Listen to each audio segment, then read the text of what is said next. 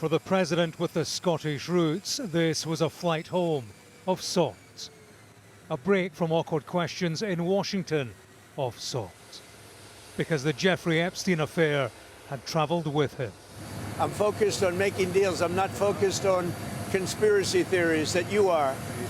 I mean, I watch you people. It's so sad.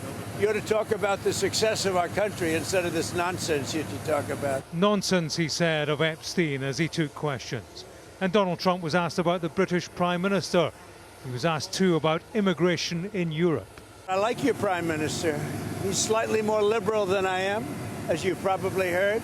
But he's a good man. He got a trade deal done. On immigration, you better get your act together. Or you're not going to have Europe anymore. Immigration is killing Europe. And the other thing, stop the windmills, killing the beauty of your country. Scotland has an uneasy relationship with Donald Trump. Consider the meter and greeter on the Prestwick tarmac. A Scottish secretary who'd once branded his guest a racist, misogynist and xenophobe.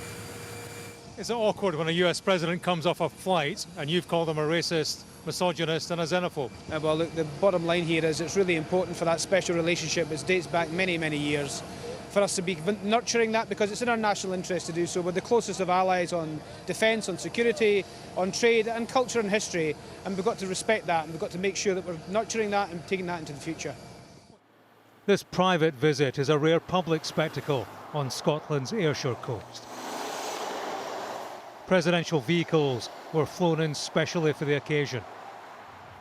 If Trump's convoy moved easily towards Turnberry Golf Course, it was the only thing. This is a stretch of land on lockdown. The president will spend the weekend at his Turnberry Golf Course, now fenced off and patrolled by an estimated 5,000 officers. Planned anti-Trump protests have triggered the UK's biggest police operation since the death of the Queen. In Scotland, it wasn't always hostile for Donald Trump. Rewind to 2006, when he flew in to buy golf courses.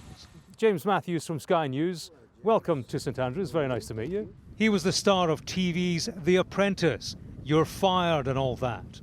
A more innocent time. As I understand it, you're saying build a wind farm and you're fired. I won't build my golf course. You're fired. But relations soon soured with neighbours. It's a slum. I mean, it's horrible the way he maintains it. He's a New York clown. Okay, let's go over to the 14th hole. He clashed with government, local and national, over wind farms off the coast. Okay. Got it? Yeah. And as his career path took him to the presidency, his politics didn't sit with the Scottish public at large. This will be a working holiday for Donald Trump.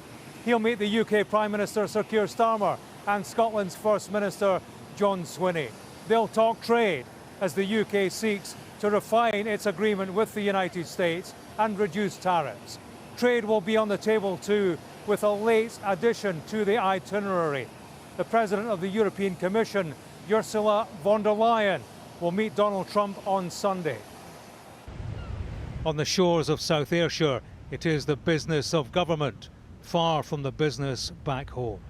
For now. James Matthews, Sky News, in South Ayrshire.